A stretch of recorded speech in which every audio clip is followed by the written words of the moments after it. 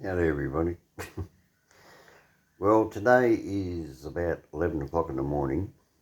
It's the day after I just filmed Byron Bay for Theo, where Theo walked, and just looked at the stats. It's already several decent sized number of people already looked at it, and also a lot of people around Murwillumbah looked at the one I made about Murwillumbah. And Hastings Point, Save Hastings Point was my family's way to stop the Tweed City Council. They want to go in there and put a great big housing development in over a national park, rainforesty sort of area. And the whole town got behind family and they made this video. So you go down and watch it. It's like going back to nature. I'll let you watch it. You can work it out yourself. So Save Hastings Point. And they did. They beat Tweed City Council. They backed off. But it took the whole town to stand up to them. See, so united, you win. But when you sit there and, like yesterday, now I was invited to go down there. And they said, do you want to speak about the Murwillumbah Casino rowing line because you know so much about it? I said, yeah, I'll go and talk about it. I didn't know what the rally was. I didn't know who was going to be there. I didn't know how far away the election was. I didn't know there was going to be candidates. All I got was told, come down there and will you give us a talk on the history of the Tweed Valley Way. Now, I do Mr. Hominoid, which is a mixed channel. I say that to people all the time. I do trains. I do Yowie stories. I do missing people, places of interest, tourism. I drove a wheelchair cab.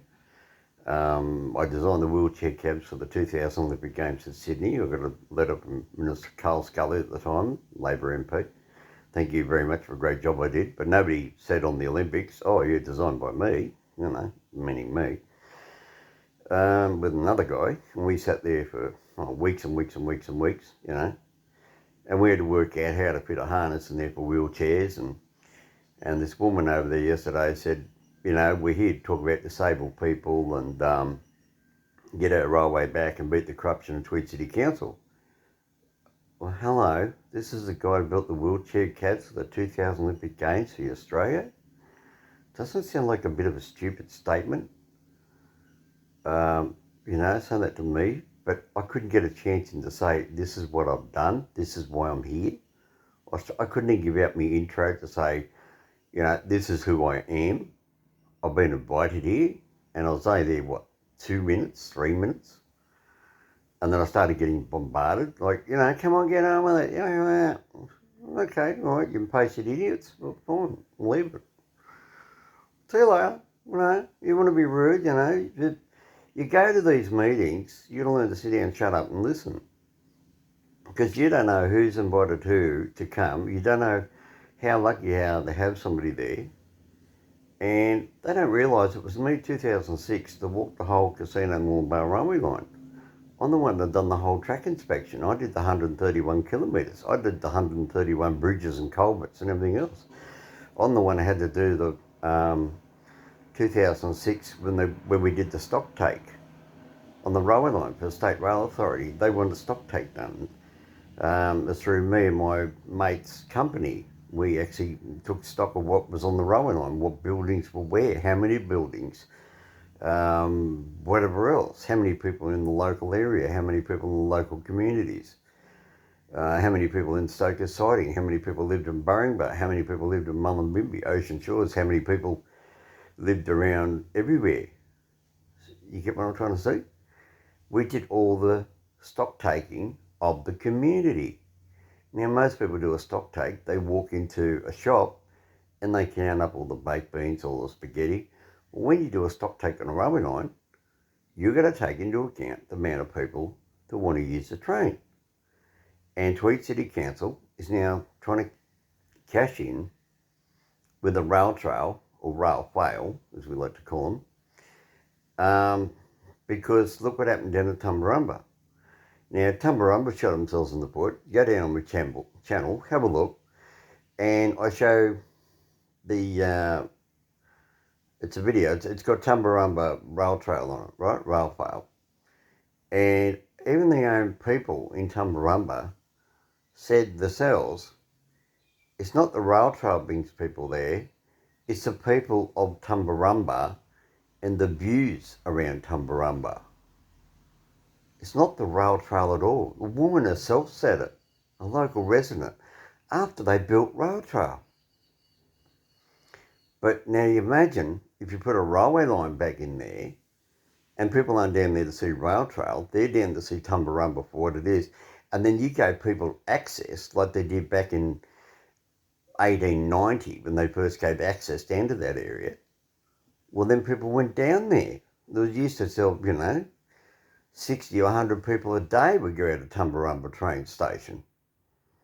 Way back then, over 100 years ago. So, like I said, Murwillumbah train station used to sell $22 million a year from Murwillumbah to Central alone in seat alone tickets. And the whole railway line cost $11 million, half that amount of money, to maintain it. So all the rest of the money that it was making was just pure profit for the government, for the railways. But no, these people don't want to listen. All they want to do is sit there. They want to hear what they want to hear from who they want to hear about, and they want all these answers overnight. They want all these problems solved overnight, and want somebody to snap their fingers, and overnight the corruption's going to disappear. Well, if they're so good and they're so impatient, let them go down. Let them pay the $250 for the meeting down there at Murwillumbah. At least I gave the guy something in his pocket towards the cost of him having his meeting, and I was a guest. No one else put their hand in their pocket. I said, here, mate, and he said, no. I said, no. I said, you're paying to have this meeting in a shed, in a showground, to help your local community. And I said, I've come 900 Ks, then I get invited out here. I didn't know I was going to be dropped on me. I had no idea about it. Absolutely. And then I get bitten at. Maybe somebody thought, oh, this guy's trying to buy his way in because I helped the guy out pay for the cost. But this is what people expect. They expect everything for nothing. I've had people try and live with me for nothing for 5 months. Get down and look on my channel. I talk about the dickhead I kicked out. He lived there for 5 months without paying rent. They expect to live on everybody else for nothing. They expect everything from everybody else for nothing. And when you take something away, they're like a little tiny kitty tantrum. Oh, we want it back. It's corruption. Yeah, we want it back. Well, mate, stick bickies. The railway line got closed down in 2004. They announced in 1999 they were going to close it down because nobody was showing any interest in it. There was not enough people there standing up and saying, listen, this is what we want back on our railway line. We want to keep it back in 1999. Everybody was focused on the 2000 Olympic Games. Everybody was looking at Sydney Olympics in September 2000. Nobody was listening. And then as soon as the Olympic Games were over, 2001, everybody just said, no, they're not going to shut the railway line. No, they won't. And we had John Howard come up here, and he said, oh, look, I can easily give the money, rebuild the railway line. I'm the Prime Minister. As long as the so-and-so, whoever it was, he was virtually blackmailing the Premier of the state of New South Wales and said, as long as you come to terms with my party, you come to my agreement, I will give you the money to pay for your state railway line. And the Premier turned around and said, no, you're not going to buy me. And I think that he was a Labor, I think that was Miranda. I can't remember who it was now. But I remember seeing it. And then who else was on there? Mark Latham. He came up here all the way from Sydney. He was a Labor. And he turned around and he said, oh, no, we're going to build it up. Yeah, we're going to reopen it up. Then the National said, yeah, we're going to keep it open. We're going to open it up. And then you had the buddy, and now Mark Latham, he's over there with, what's the name? One Nation, right? My favourite burqa lady, Mrs. Fish and Chips. Oh, we all love her. Anyway, so, people people are trying to make out that they hadn't had time to try and save the Murwillumbah railway line, and people are getting upset because they're going to come out there and rip up the rails and build a walking track. Well, I can tell you now, a lot of the head on the rails, especially around Murwillumbah and other places, in Byron Bay, well, you've got to think about it. Every railway station is where the train puts its brakes on, don't they? Isn't that how you stop a car? You put your foot on the brake. And when you put your foot on the brake, the wheel rubs against the ground. So therefore then the steel wheel of the train is going to be pushing on the steel rail in that section of track where the train's about to stop. Well, they're all going flat. That's right. The head of the rail is dead flat. It's supposed to be round like that. Does that make sense? It's been worn down. It's gone flat. It's 4 inches wide. It's supposed to be like that. And the wheel is supposed to sit right on the tip of the rail. And that way then there's less resistance, which means there's less fuel. Therefore then there's less noise. And therefore then you don't hear the train coming. Remember the expression? Oh, he got hit by a train. He did not hear it coming. That's why. Because when the railway line is like that, if you're prepared to listen and learn, the rail has got a head on it. It's a dome head. You go and have a look at any train video. There's a video I typed in last night. I showed the young guy I'm staying with. You know, I call him a young guy. He's 30-something years of age. I said,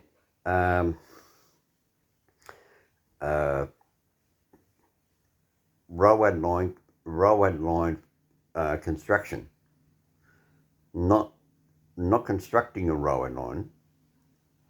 Rail line construction. So you've got to be careful how you put the wording, or else it's going to take you down and show you a track machine going along the train tracks, constructing a railway line. No, it's the manufacturing of a rail. And that's what I had to type in, or manufacturing of rail, or something like, I typed something like that. And straight away went into American thing, how they show how the temperature, they cooled it off down to 1900 or 1800 degrees Fahrenheit. They cooled it down to 1800 degrees Fahrenheit before they cut it. So how hot was it? You know, all these things is what I'm interested in. How they make the rail, how they make the sleepers, how many people live in an area, how many people are going to travel in an area, how many people are going to, you know, how much is the population grown in Murwillumbah and Tweed and Ballina.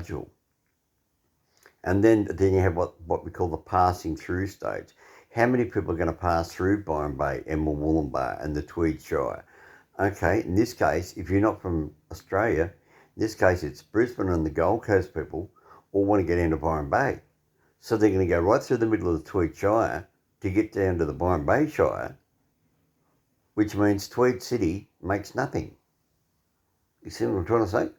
It's just they're passing through. It's like a, you know, in one ear, out the other. They're just using Tweed City Council as a tube. You know, oh yeah, we'll just go straight through there. And they fly down the motorway owned by the federal government. Tweed City doesn't make any money from all these tourists coming down here from Queensland. They're missing the dollar. Now, you say, well, what are you on about? Well, no, this is what I'm on about. Now, you got to a town called Clarence. There's population about 30 people. But in the normal working time, Clarence is where Zigzag Railway is. When Zigzag Railway's open, there's 2,500 people there a day. And they're all buying train tickets. And they're riding up and down on little 3'6" Queensland gauge steam train. I'm running out of breath. Sorry. And they go down the world famous Zigzag Railway. Now that's going to open up this month, next month for Christmas. How do I know that? Because I was there. I went up there and I had a look. They were tarring the railway station car park at Zigzag. So I didn't look at my YouTube channel. I don't make any money out of YouTube. I use YouTube as a tool to show you me what I do. I don't do this for YouTube. I do this for me to share my knowledge with other fellow Australians and people around the world. YouTube is not there for me to make money for YouTube. I use YouTube to suit me. And that's why I don't care how many subscribers I get, because that doesn't matter. Because when you actually watch YouTube statistics, I got 1.1 thousand views on the Hawkesbury floods.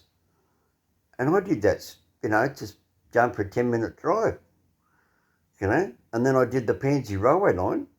I did that sitting in the car. And all I did was drive up the mountain. I got over 500 hits on that.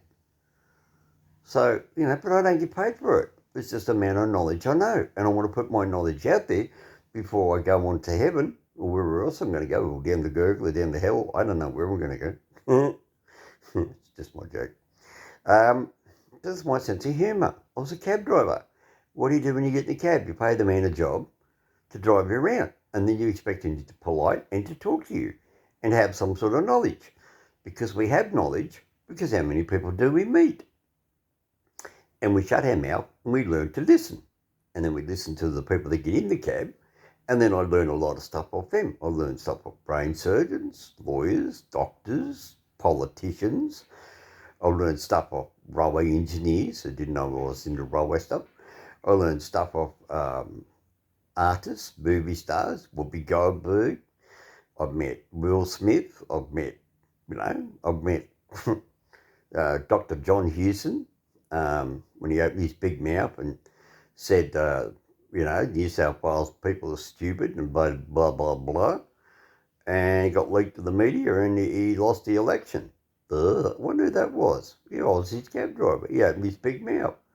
He called us a bunch of bloody dumb bastards in bloody Sydney. He's sitting in my cab in Sydney, my city, and he come from Adelaide, and he calls us a bunch of dumb bastards. Of course, the next person I picked up worked at the Daily Telegraph, which is a newspaper. I said, guess who was just in the cab? He said, who? I said, Dr. Houston. I showed him the cab charge voucher. Oh my God. He said, what did he say? I said, I told him. So then they put it in the paper. See? So, Dr. John Hewson, there you go, that was me. Stopped in 25 years ago when you try to backstab the New South Wales people in the back because you're a politician, you're a lying bullshit artist. I fight corruption all the time. See, it doesn't matter where you are. There's always somebody going to try and put it over you. Somebody's always going to try and con the people. Somebody's always going to try and do something against you. Somebody's either going to try and bluff you, bullshit you, attack you, try to shoot you, murder you, rip you off, con your money, borrow your car, not bring it back, whatever. It's always some scumbag out there somewhere trying to do something because they won't go and get a job. And they want everything on a plate. Well, this woman, Murwillumbah, she's just impatient. She didn't want to learn to listen. Anyway, so I'm relaxing because people there on the Theo thing, though, I walked all the way right out there. It was a fair walk. It's 1.5 kilometres. I said that I had no kneecaps. I meant to say I had no cartilage left in my knees. And my legs are still swollen. Now, that was yesterday. And I'm still buggered. So, you can have a look. There you go. My leg's still swollen. It's just all puffed up. Yeah, so there you go. I've still got bloody swollen ankles. I still can't feel my right ankle actually. It's gone numb. I can't move my foot. So I'm not asking for sympathy. I'm just telling the truth. That's what I am. I just went up there, did something. I pushed myself too far to do a story that goes all around the world for a family halfway around the world. And like I said in the video, I'd like to thank all New South Wales Police and all the SES volunteers to know that somebody went up there looking for Theo. Because I'm quite sure Theo would have said, oh, is anybody ever going to find me? So that's what I mean. You got to say thank you to people go out there looking for you. So I just thought I'd give some closure to the family. And for them to see that Australians do care about our backpackers and our tourism. We do care still. Now, one little thing about the video clip, that French guy, he couldn't really understand what I was saying. Now, either A, because I don't have any teeth and I talk a little bit different, and I've got the country slang accent, and I think he was a bullshit artist. He said he was living at Brunswick Heads for the last 3 years, which is only 10 k's up the road, Why then was he parked in the dead-end back street of Byron Bay, away from all the rangers? And why was he lying down inside the van having a sleep? Why didn't he just go home from Byron Bay and go home? He said, oh, I live at Brunswick Heads. No, bullshit artist. He was lying. See, that's what I mean. So you can learn things off people by listening to other people when you drive a cab. And then you might notice when I put the camera on pause, if you want to go back and watch it, he turned around, he kept talking in the background. I just walked away from him. And he said, oh, what's the bit he said? I said, I'm doing a YouTube. I do things, you know. What a dumb question. Why would a guy be standing there with a camera? Why would I be filming up there? I just finished saying to him, I'm up there filming Theo Hayes. And then he says, why are you doing it? I mean, how stupid. A dumb bastard, you know. You know, we call that a dumb shite, you know. Well, you know, dickhead, you know.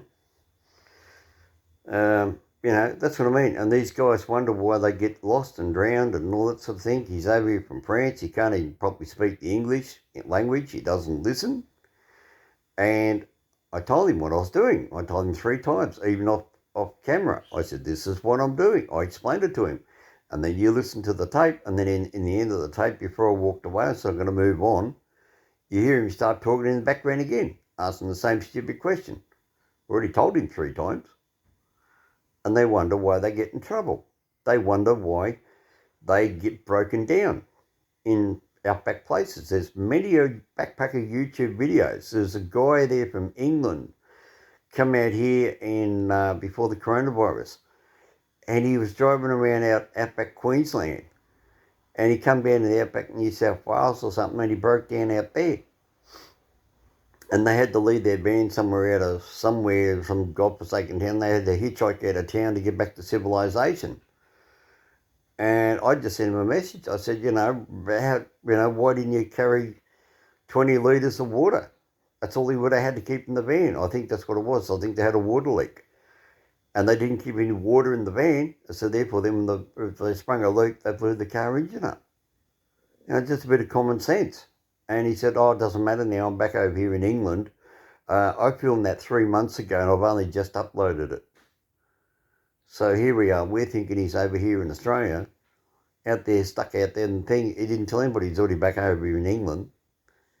But then again, how else did he upload it? But then again, I use a mobile thing myself. I could upload this right now on a mobile thing, and all I need is a 12-volt car battery and an inverter that turns it to 240 volt, and it hooks onto a Telstra tower, and that could be, 50 kilometres away. And I could be over the other side of a mountain, stuck down inside a ravine. I could send in a video saying, help, help, help, this is where I am, this is what's happened. And I could show a video with me with a broken leg. But how many people are going to believe it? Unless you say date and time and date stamp it and put a thing on it, say this is right now, this date, and this is no joke, call the police, everybody go call the police or something. This is no joke, this is not a movie prank. But, I'm just tired at the moment, I'm waffling on. But anyway, I'm up here with beautiful downtown Murwillumbah, and now we've got floods again, we've got storms again, and it's a big trip, and I'm tired, but I could be heading home. Should have been heading home today, but anyway, doesn't matter. I get there when I get there. I'm retired, but I enjoy doing what I did. I gave Theo's family a peace of mind. I got up here to see old friends I haven't seen for years. I seen Warren I haven't seen for 18 years. Good friend of mine up here. Now, there's a video, tailor-made.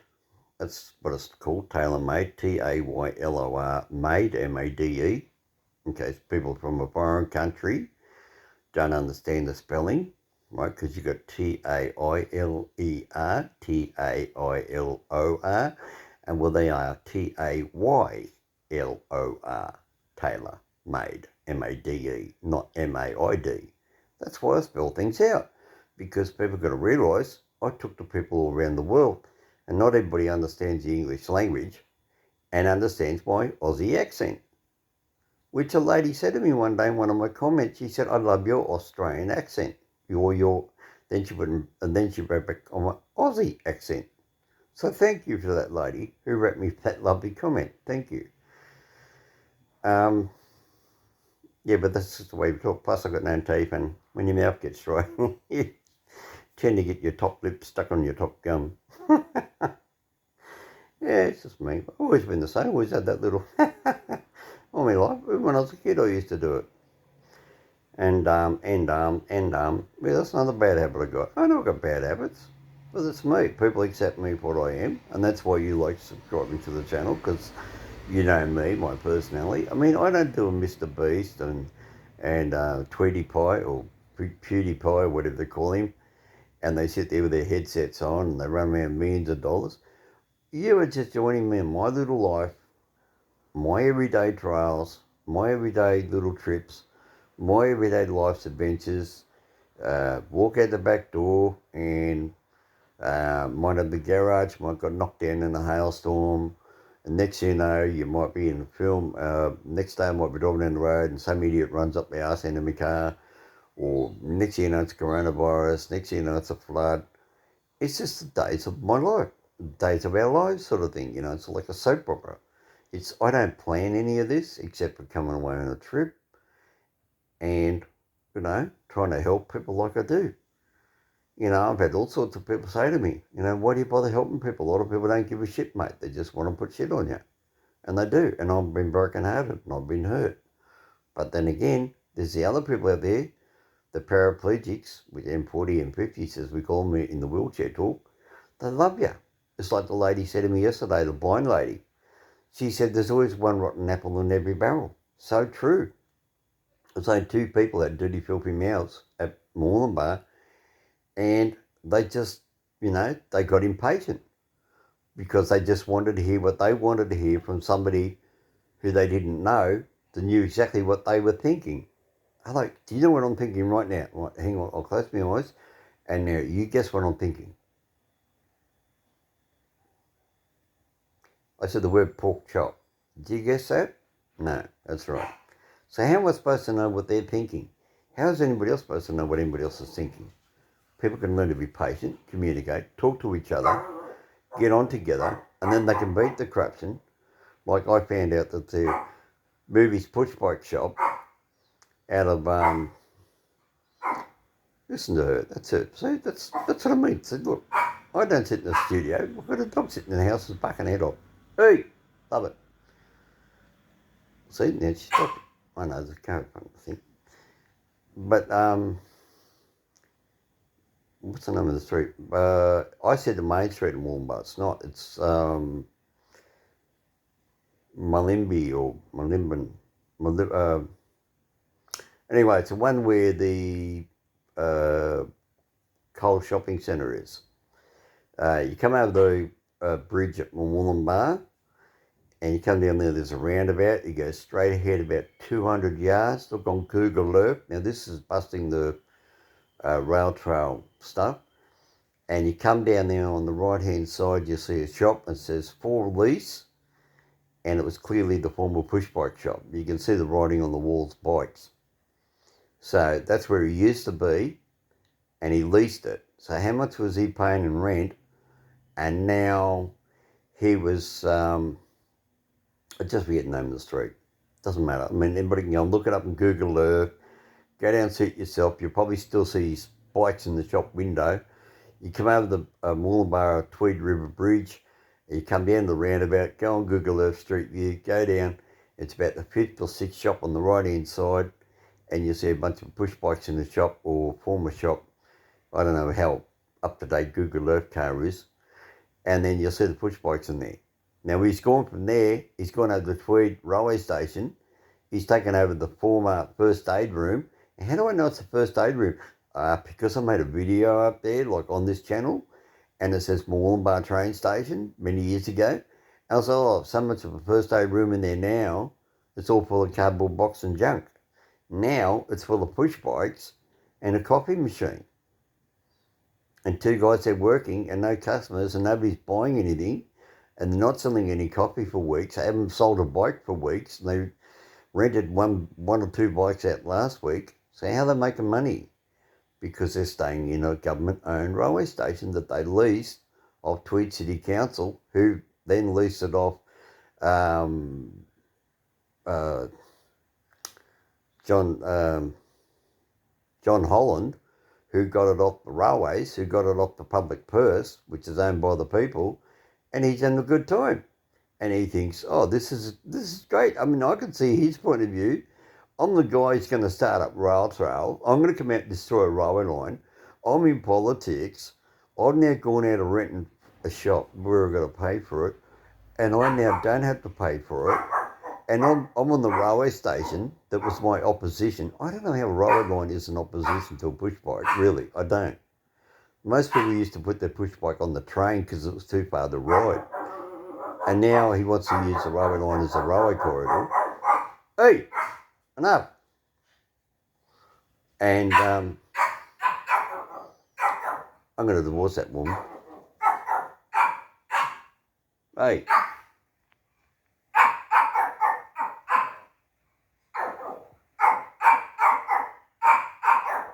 See what I've got to put up with? We're getting divorced, right?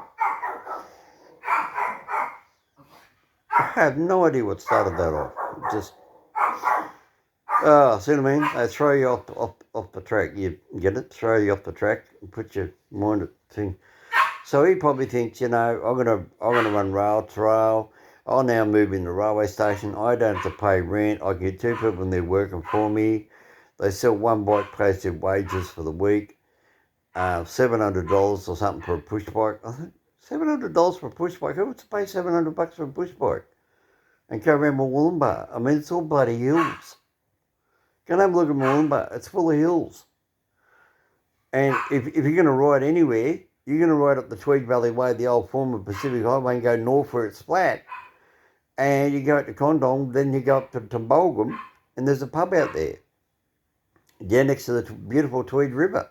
And sit up there and have a drink up there. But who want to ride down an old railway line that's going to go down the back of Stoker Siding, out into the foothills with all the mosquitoes and the brown snakes are, and all the other bloody spiders and Christ knows what. And that's why I say to people, I don't go out and do track inspections all by myself anymore. Because you just get out there, it's too bloody dangerous. And there was floodwaters out there, and I had a 2 metre of floodwater around the house at 2 o'clock in the morning. What happens if this big storm comes up and you're riding down a rail trail and the floodwaters come in, like what happened to me out there at 2 o'clock in the morning? I mean, it goes underwater. Not that the railway line would go underwater because it's got ballast and it's up an extra 1.5 metres high. They're going to take all the ballast away, people. They're going to make it down level ground. So, hello, you get a meter's worth of water, you're still going to be underwater, aren't you? Right? Because that's what they got to take away. They got to take away all the ballast, all the sleepers, all the rails. So this guy's now got smart. He's watched my YouTube when I talked about if you, Tweed City Council, if you want to do a rail trail and you want to build it Stoker Siding, and I showed him on that bridge, you're going to have to do this, it's going to pay money there for that steel, you're going to put all the guardrails in, and then they turned around and thought, ooh, I let the cat out of the bag, didn't I? See? And I helped them without realising it. Now I realise what I've done. They said, oh, okay, we won't go over the railway bridge at Stoker's Siding on the northern end. We'll come up there to Dumb Bible, which is New Bible. It's actually what it means, New Bible. They're going to rip up the track all the way from Murwillumbah to Dumb Bible, stop at Stoker Siding Road, and then people can use the tarred council road all the way into Stoker Siding, because then they can't use the railway track from Stoker Siding as a rail trail, because Tweed City Council's already had the wooden bridge removed on the south side of Stoker Siding. And it's a great big steel bridge up here in the air, and they're going to go, ah! So they have to go back on the push bike. But there's nothing out there. It's all cow paddocks and mosquito swamp and lantana. And then if they come up on the other side where the bridge has been taken away and they want to think they're going to ride through the Murwillumbah, it's about a 10, 15 metre high embankment. It's just not road, rail, it's road, rail, way up here.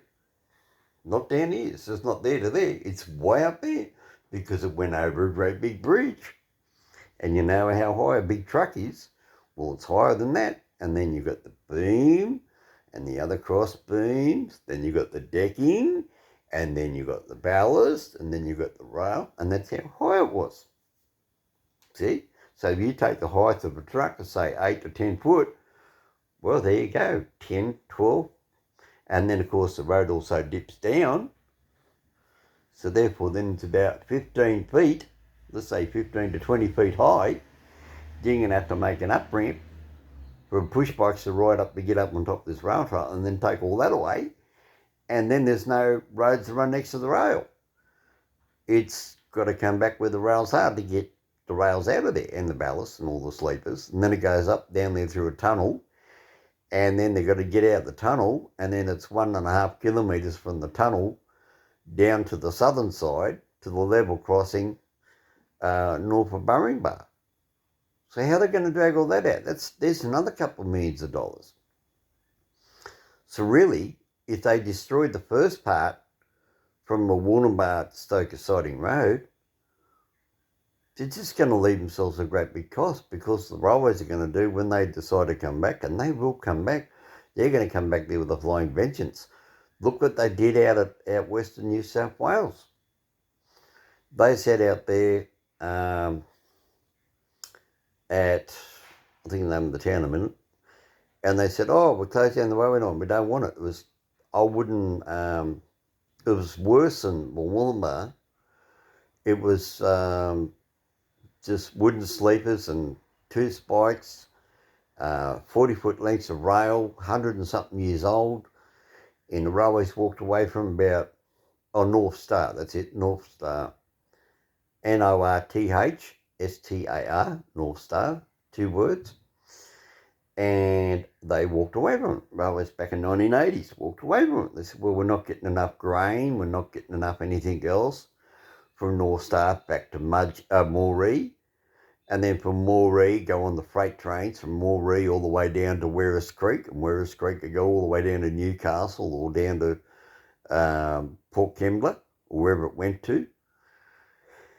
So they closed the line down. Everybody said, oh no, why don't they go there and rip up the train track? Well, they never did, because it's out in the outback. It's out in the Never Never Land. It's out there in nothing. This has sat there for 40 years. Well, guess what it is there today, people? It's a dual line railway line, like a bloody motorway. It's brand new rails, brand new sleepers, brand new ties, brand new ballast, double track, fully computerised signalling, and it's a high speed rail, 110 k's an hour. Yeah, see? And people 40 years ago thought, no, it's dead and buried, it'll never get used again. No, it's just not getting used, all right. It's now on the main link between Brisbane to Melbourne. That's right. So now Brisbane to Melbourne via the outback. What do you got here? There's talk sense. I'm talking openly about the Tweed Shire. You got casino. Now the railway line was originally, for the people that don't know, originally built this more to Murwillumbah, learns your history. Then when they pioneered up to Murwillumbah, they joined up with the steamships, the sugarcane and the bananas, and went up the Tweed River, they went to Brisbane. So then they decided the railway from nowhere, then went from Lismore, and they built it down to Casino and up to Coyogle, and brought the produce back from Coyogle, and then took that up to Murwillumbah from Coyogle, and then they built from Casino down to Grafton. They got down to Grafton for several years, and the New South Wales Government Railways, and this is the Northern Rivers Railway Company. It was not the New South Wales, owned by the New South Wales Government Railway.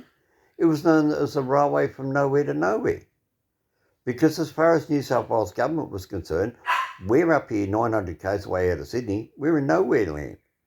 Right? We're just too far away. They don't even remember us. They just think, oh no, that's up there where all the bananas are and all the hippies and all the cow pads and green rolling hills, and Byron Bay was known as a whaling town, and there's a little tiny settlement, and there was no backpackers, there was no nothing back in 1910. There was nothing. You go and look at Byron Bay. You go and look at that Adventures Across Australia there with Scott McGregor. And he does a video on it. He shows what Byron Bay used to be, big railway sidings and that little green frog steam engine.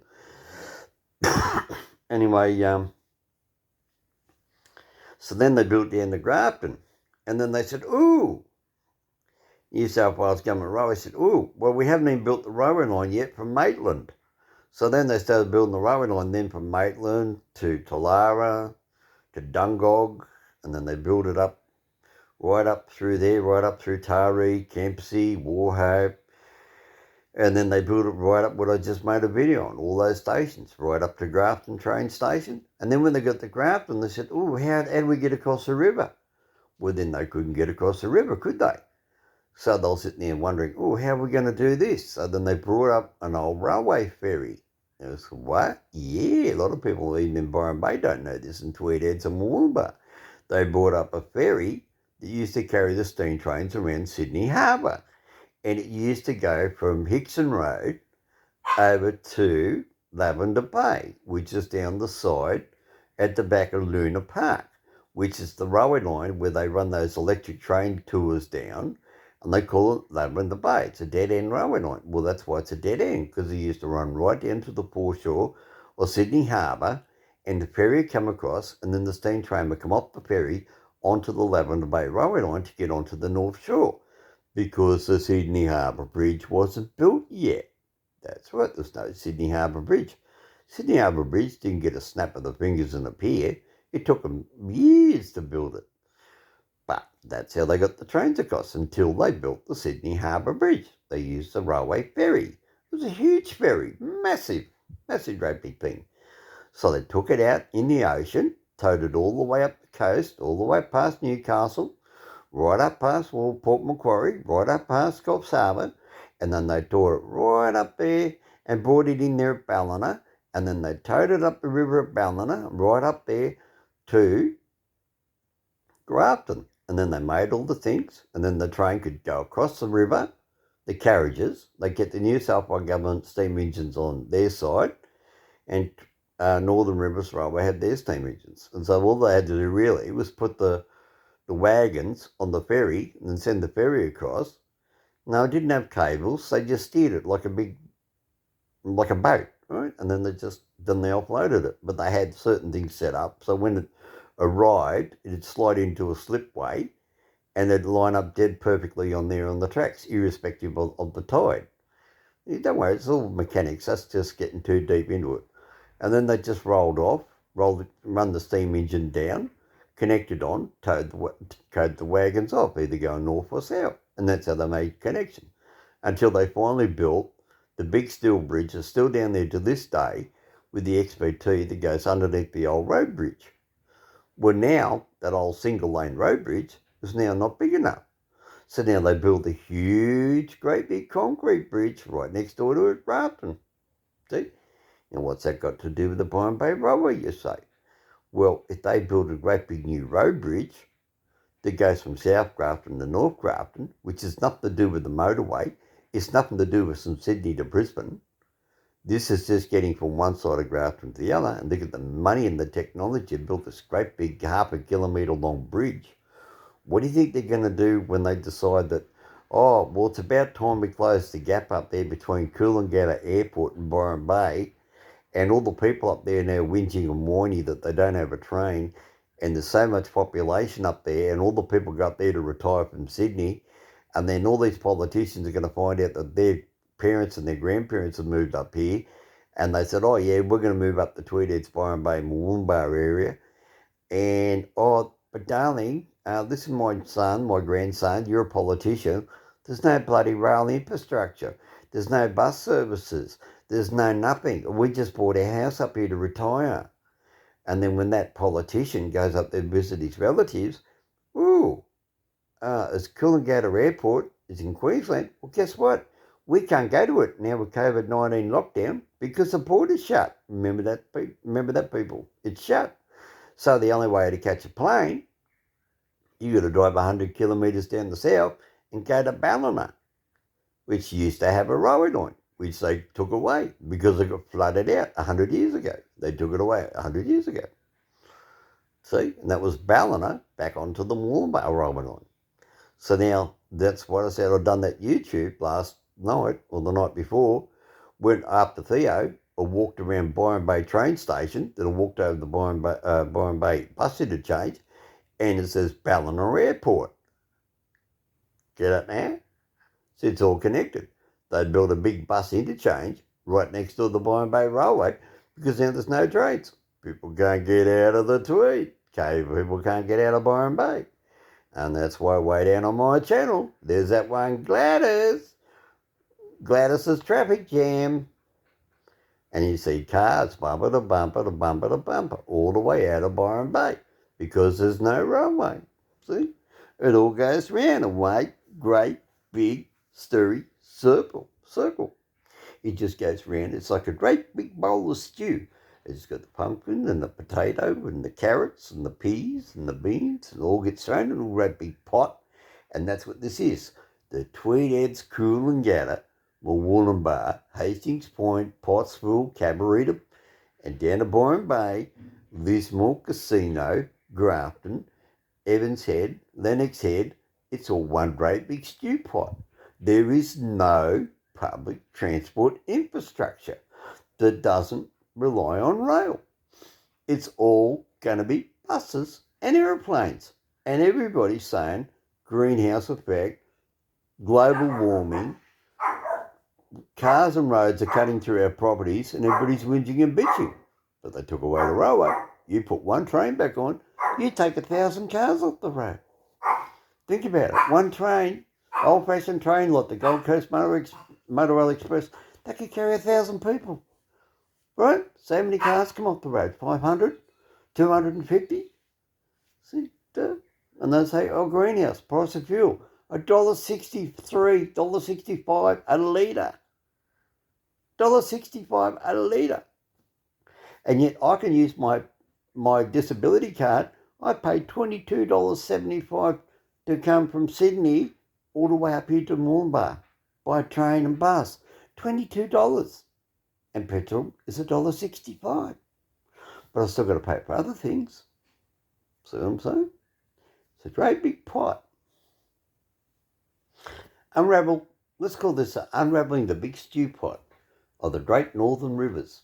And people don't get it. Everything is interconnected. You've got to know your history to understand it. Anyway, for me, Mr. Hominoid, and me and my aching bloody legs, look at it, aren't they shot? Look how big they are, look. Look. It's swollen. See you later, Mr. Hominoid. Bye.